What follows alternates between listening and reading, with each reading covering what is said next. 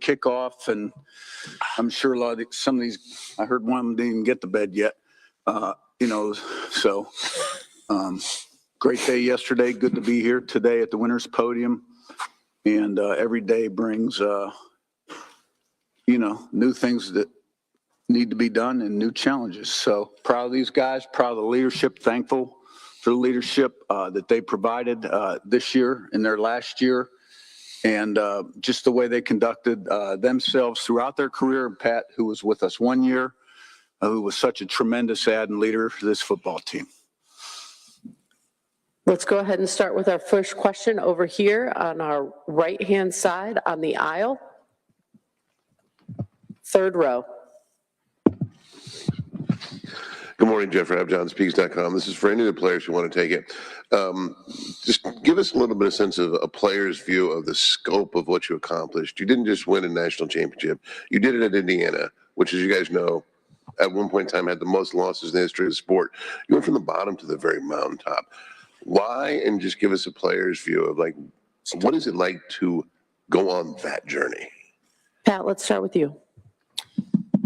Yeah, well, I think it starts with belief, right? Like, there's got to be a like-minded individuals, right, who come together for a common purpose.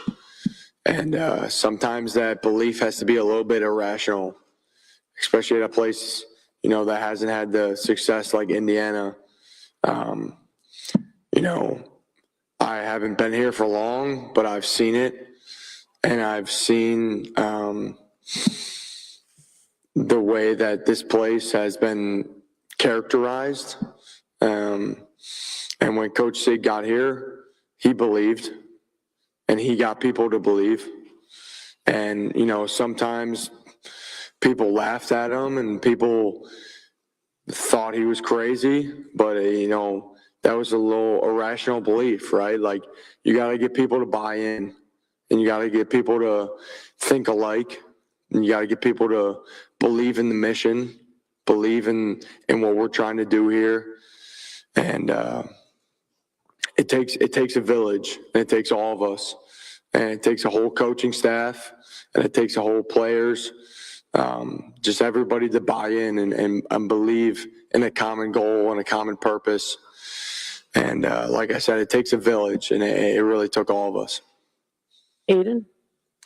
Yeah, just to piggyback off of what he said, from a program that is known for losing and a culture that was in a bad spot when Coach Sig got here, it was all about changing the way people think, and that's, internal and external from the building.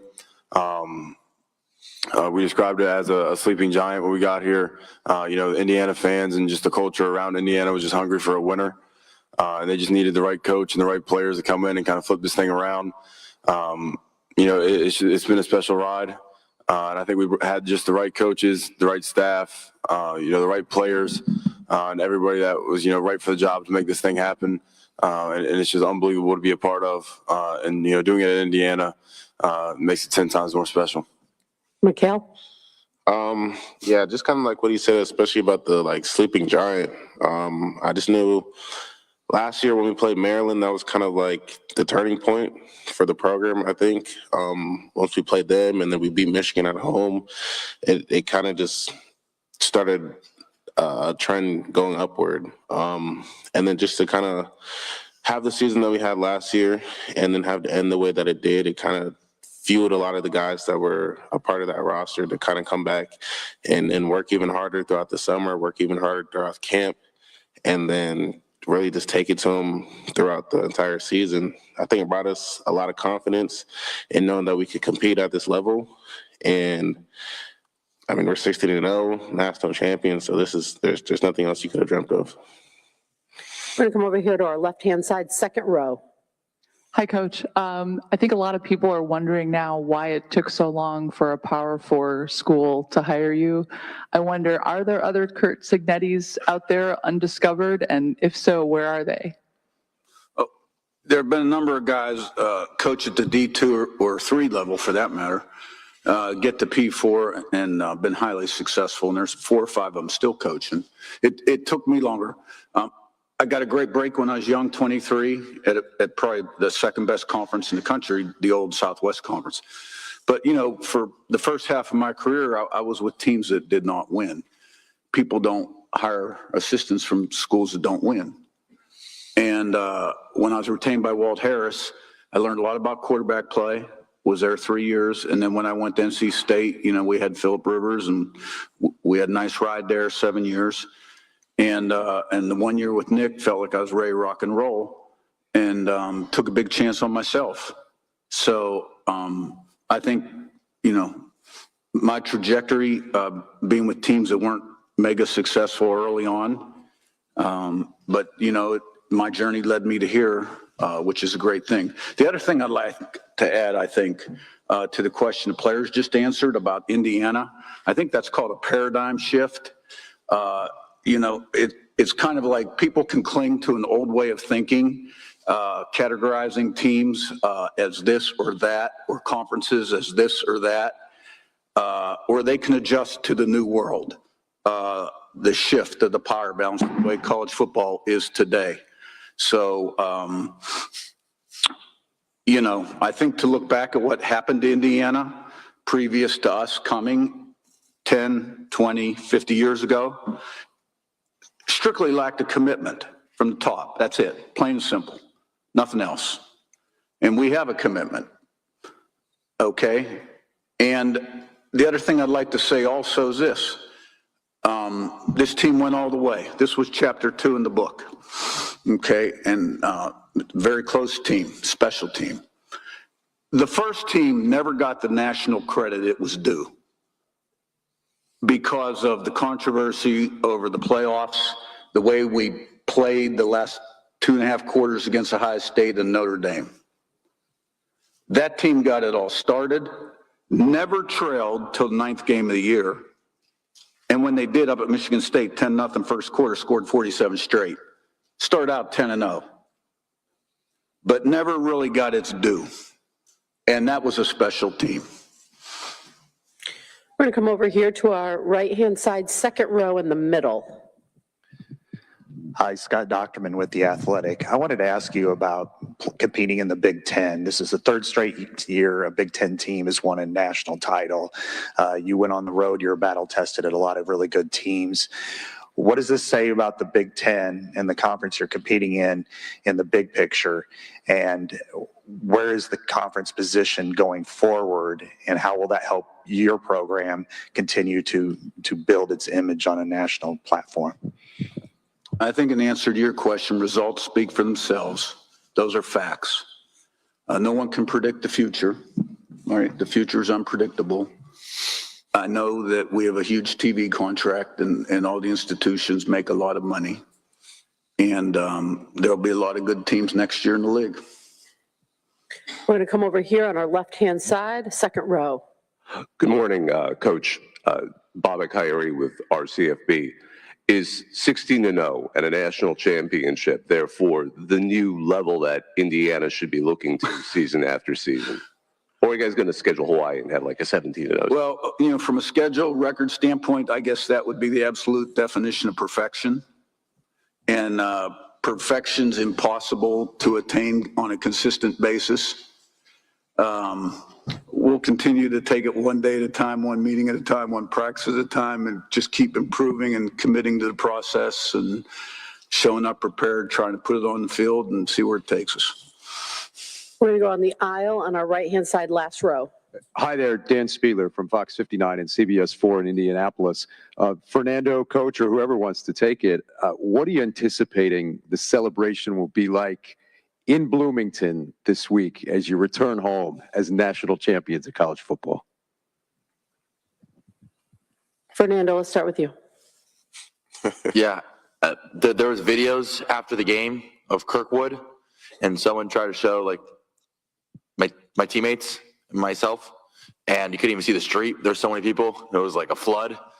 And so I think that just epitomizes the Hoosier spirit and foreshadows the many long celebrations that they're going to be in Bloomington. I think that, like Coach Ignite said before, Bloomington's been a predominantly basketball town and basketball city for the longest time, and I think it's a great honor and great privilege to be a part of the team that brings its first football national championship. And I can only imagine what all the Hoosiers are looking forward to celebrating this weekend or this week. We're going to come down to the very front row in the middle.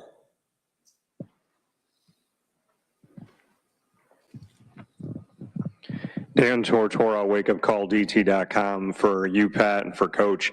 The offensive line doesn't get a lot of respect. Typically, they only get talked about if they make mistakes. This offensive line didn't make a lot of them. So, Pat, just what you can say to this team and how it starts in the trenches, and Coach, the entire offensive line, just what they meant to this 16-0 perfect season. Go ahead, Pat. Yeah, well, certainly,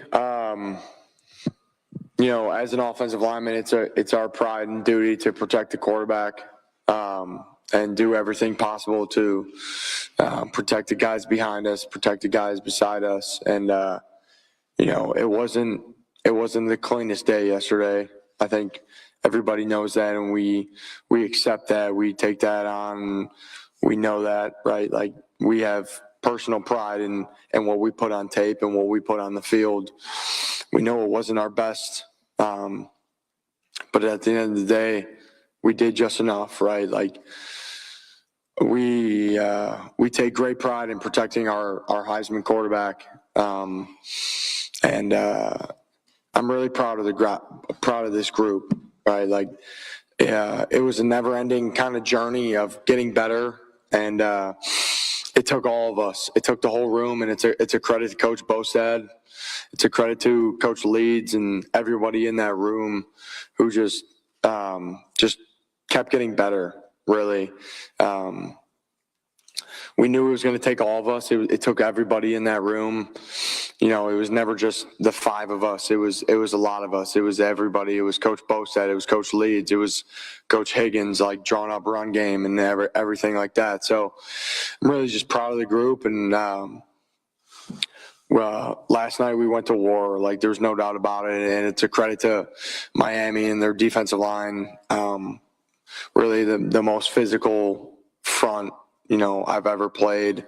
And I'm just really proud of the group and how we battled and continue to fight and solve problems, right? Because there was a lot of problems out there, and just continue to fight. So really just proud of the group. Coach? Yeah, we knew going in, we had a tremendous challenge in front of us. It all starts up front on both sides of the ball, offense and defense with your football team. The strength of Miami's team was their defensive line. We certainly got the quarterback hit more than we wanted to. There's no question about that. But, I give our line a lot of credit. We scratched out some tough yards in the run game when we needed to. Some critical third downs in the first half, and some ball control first downs aided by some third and fourth down conversions in the second half. We got some real lunch pail type guys up there, guys that don't get a lot of publicity, like Drew Evans, who probably doesn't say a word. He's a 4.0 student, and, he'll fight you to the death. And Bray Lynch is the same way, the two guards. Yeah. Miami, they've got a couple guys there that are going to play a lot of football in their career. And, it was a tough matchup, and none of us have seen the tape. So that's what I'd say about that.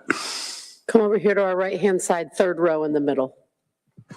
Yes, Chuck Culpepper from the Washington Post. For Coach Cignetti, from listening to you speak about your trajectory earlier this morning and now this morning, I was wondering if there had come a point along the way where you figured that Power 5 or Power 4 head coach probably wasn't going to happen for you, and whether you were at peace with that if you thought that it wasn't.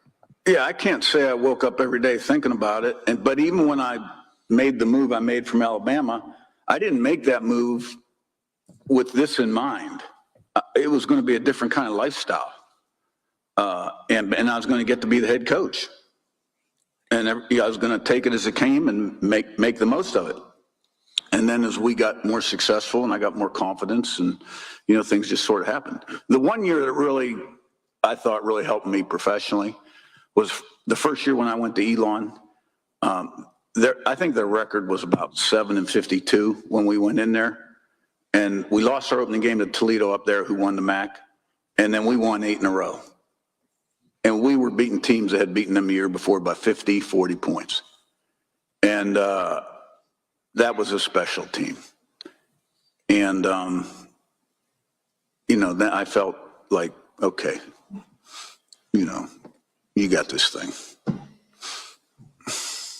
We're going to move over here to our left-hand side, second row on the aisle. Brandon Marcello, CBS Sports. Coach, this is for you. I know you're a film junkie. You said you haven't watched the film, obviously, yet. You've been quite busy. But when do you plan to watch the film? And is there any film out there you're really itching to see in the next few days, if you get Staff's off today. I got to fly to Houston tomorrow for the Bear Bryant. So I'll be back in the office on Thursday and then see what the checklist looks like then. I'm sure there's going to be more immediate things needed tended to. But get through the month, take a little vacation in February, go down to some nice hot weather island for about a week. And then when I come back, I'll figure out a few film projects that I think might fit next year's team and help me grow. We're going to move over to the right-hand side on the aisle, fourth row back. Mike Cunio, CBS Miami. Fernando, you just heard your teammates talk about how much of a battle that was last night. Just curious how you're feeling after that, and are the wins that much sweeter when you go through something that tough? Yeah, I would agree with that statement. I think the wins are sweeter when you have to go through some adversity or some struggle. If it was just handed to you, then there would be no satisfaction at the end of it. And because we all got some bumps and bruises, especially in such a hard-fought war up front and just all around, I think it makes it that much sweeter. And just is such a testament to everybody, giving it their all. There's a lot of bumps and bruises and a lot of guys. However, it's the last game of the season. And so at that point, there's plenty of time to rest. And, those are good. Those are a good type of bumps and bruises because they're victorious bumps and bruises. Back over here on the left-hand side, third row. Yeah, Mike Neislick from the Herald Times. Kurt, your special teams units probably don't get the notoriety as the offense and defense, but they may have been just as dominant or even more. So Grant Kane takes a lot of pride in that. But how important was having the starters, a couple of them on the stage, that buy into that on a daily basis, and that's kind of defined the success? How important was that? And then for Mikel, to have that moment with the blocked punts as the first commitment for Kurt's full signing class in 2020, what did that kind of full circle moment mean for you too? Right. Well, no, our special teams have been, they've improved every single year. We've been in the top 10 of the country last, I think, 3 years composite-wise, very high this year. Turnover ratio, I think we finished the season plus 21, but you had the block punts, which I do. We were plus 25. Mikhail's play certainly was a huge play last night where they were punting the ball, and we didn't have a block called. We had a return called. But he saw it, felt it, and gave great effort and turned into a touchdown, block punt touchdown. And, we try to put people on those teams, and sometimes it changes week to week depending on what the opponent's strengths are. But we've got starters, backups, and, some try-hard walk-on type guys sometimes on teams. But everybody has to buy in on teams because a big special teams play can change the momentum of a game more so than, offense or defense. And look, if you don't buy in on teams, then you're not going to be on this team because, it's a play for our football team. But you're right, it doesn't quite get the media play that maybe offense or defense does. Yeah, I feel like Coach Kane, and then obviously coming from Coach Sig, but they pretty much made it so you really care about playing special teams, right? So I feel like special teams is all about effort. It's all about grit, and it's just about, do you want to get it done or not, right? So I feel like special teams is a huge, huge, huge, huge backbone in winning football games. And I feel like you can have the best offense and the best defense, but if you have a poor special teams, you're not going to win games. So Coach Kane I'm in the special teams meeting room every single day, just watching, Coach Kane's film, watching the Daniel Ndukwe's blocks, and just watching technique. So kind of when I went out there, it wasn't something that I've never practiced before. I kind of just went out there and did stuff that I've been taught day in and day out. So it just all came natural. We're going to stay right over here on our left-hand side, third row.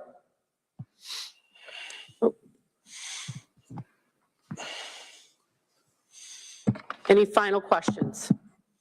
Oh, we've got one right back over here on the right-hand side. Back. Serena Raboyne, WHAS 11 in Louisville. This is for the players. We have heard about buying into Signetti's program over and over and over again, but what is it about that really got you to believe in it? What was that buy-in like? I think it kind of just starts just with effort, right? It starts in the weight room during the winters, the 6 a.m. workouts, and then the summer workouts in the hot rolling sun. I think that's kind of when you start to realize what type of team you have, right? The guys that push each other to get one more extra rep, the guys who get on each other for missing the line. I think that's kind of when the buy-in starts. And then once camp hits, that's just playing football at that point, right? So everyone does camp, but it's not just getting through camp. It's about trying to improve throughout camp so you can hit the season running. And then once you start to win, that momentum just carries and carries and carries. And the result just kind of turns out to what we have now. Yeah, I would say as somebody who will kind of look at it as a choice of, do you want to buy into something like this or not? It helps to look at the development Coach Sig and his staff have had with different players. The track record, the wins, obviously it speaks for itself. So, just knowing that, there is a plan in place that if you do buy in and kind of put your head down and work, you see the results, and that's, results in us, sitting on this stage right now. But, it just it's not for everybody. I will say that. It's a lot of times where you kind of second guess that decision when times get tough, but, ultimately it's the best for you. I've said it, Coach Sig just finds a way to get the best out of his players. I think that's not only Coach Sig, but, Coach Haynes, Coach Shanahan, strength staff, anybody that, has the attention of our players. They're all like-minded on our staff, and they just kind of get the best out of all of us as long as you put your head down and work. Yeah, I think it's a credit to Coach Cignetti and recruiting us all here, right? There's been a lot of talk about transfers and all of our different journeys that have all led us here to Indiana. But at the same time, we've all been recruited here, right? Like, we've all been recruited here. We're all like-minded individuals that have been recruited here by Coach Cignetti and brought to this place for a common goal and a common purpose. We're all cut from the same cloth, and I think that showed on the field this year. And just being in the spring, the summer, the fall with these guys, I think that showed. And I got to learn that firsthand when I got here in January. And it was a blessing, really. It's a blessing to be here, and it's a blessing to be a part of this group and in this journey. And I'm really just grateful to be a part of this brotherhood.